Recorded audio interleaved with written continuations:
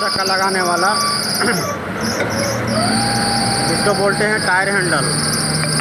जो आगे का फेस आपको दिख ही रहा होगा, ये पीछे का फेस है।